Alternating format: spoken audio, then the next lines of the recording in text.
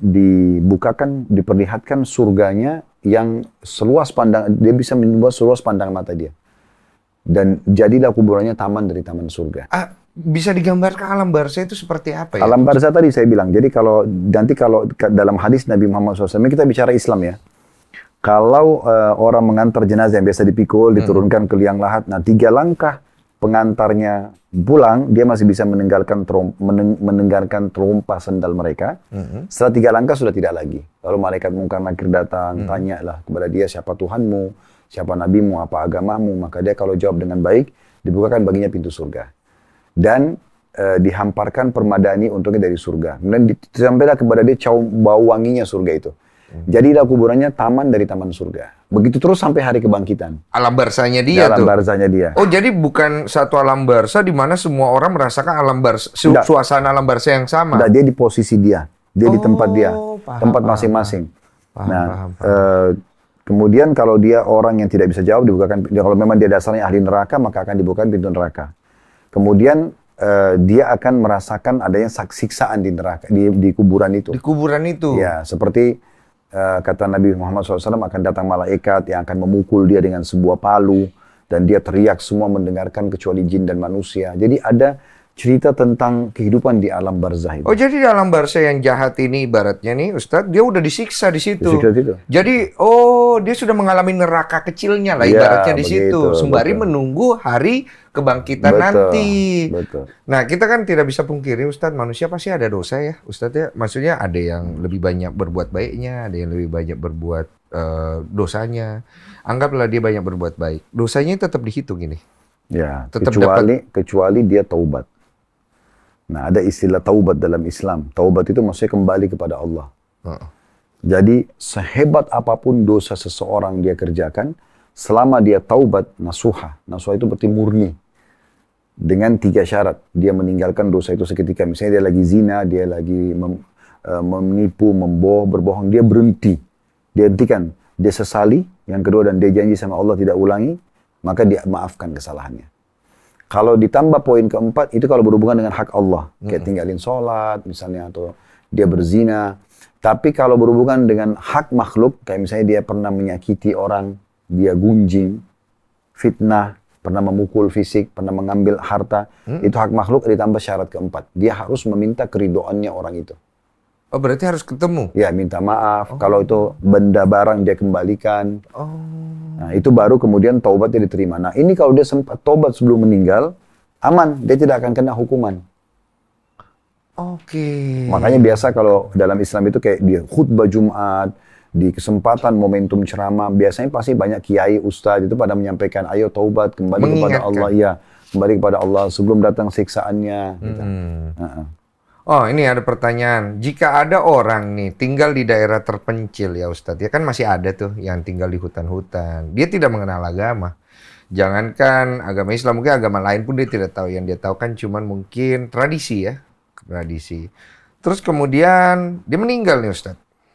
Kalau secara Islam itu hukum dia akan diuji di hari kiamat nanti. Kalau dalam hadis Nabi Muhammad SAW, dia akan diuji. Didatangkan pada dia dihadapkan di depan neraka, lalu diperintahkan oleh Allah untuk dia loncat ke neraka itu.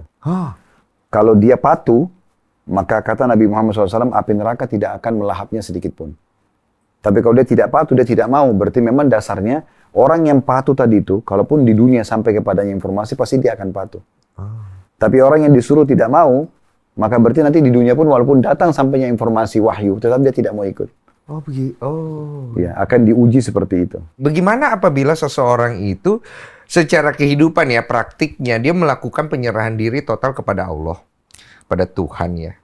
Tapi dia tidak beragama Islam nih misalnya ya. Hukumnya kalau dari Islamnya bagaimana itu Ustadz ya? Ya harusnya ya, kalau sebagai seorang Muslim, kita orang Muslim itu akan meyakini di saat orang itu betul dia mengikuti fitrahnya. Saya dia melakukan perbuatan sebenarnya itu dalam hukum Allah itu baik. Itu pasti akan ada sinyal hidayah kepada dia. Ada sinyal hidayah? Pasti. Akan ada petunjuk-petunjuk buat dia. Dia mimpi lah, dia coba cenderung, dia ini dan itu tuh pasti ada. Tetapi Allah tidak mungkin tanda kutip menurunkan tangan dari langit memaksa dia untuk kamu harus masuk Islam, tidak. Tetapi dia akan datang kepada sinyal-sinyal peringatan.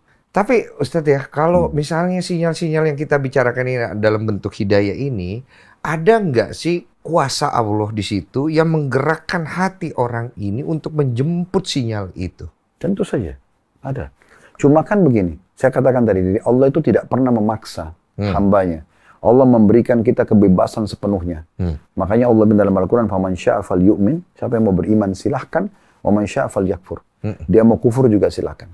Oleh karena itu, silahkan baca, silahkan belajar, silahkan berdiskusi. Ya kan?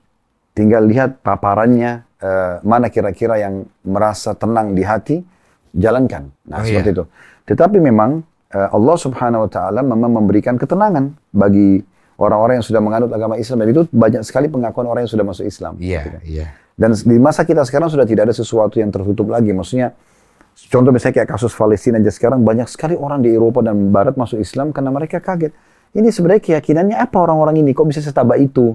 Rumahnya hancur, anaknya mati, istri suaminya mati, masih bisa mengatakan Alhamdulillah, saya masih bisa, istri anak saya mati syahid, saya masih bisa hidup, saya masih bisa mengabdi.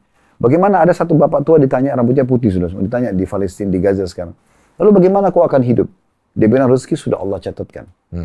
Saya tidak akan meninggal sampai rezeki saya tercapai. Jadi itu keyakinan memang. Iya. Ini tadi dia mau nanya nih. Katanya banyak nih yang main judi nih Ustadz, tapi suka bismillah katanya. Jadi kayak bismillah semoga menang. Terus pas dia menang nih Ustadz main judi ya, ini kan perbuatan yang tidak benar gitu. Alhamdulillah gitu. Itu dosanya besar nggak itu Ustadz kalau kayak begitu? Nah itu pertanyaannya. Maksudnya kan kalau secara nalar saya menangkap pertanyaan itu, mendingan nggak usah ngomong itu kan. Tapi banyak nih orang mau banting kartu dia bilang bismillah, itu ada Ustadz. Ustadz tahu nggak itu? Nggak tahu ya. Ini nambah informasi Ustadz ya. Mungkin tahu ya. Sekarang gini aja. Iya. Kalau kita bicara idealnya, kayak tadi Mas Densu bilang kan, jadi lebih baik jangan dia ucapkan itu. Iya.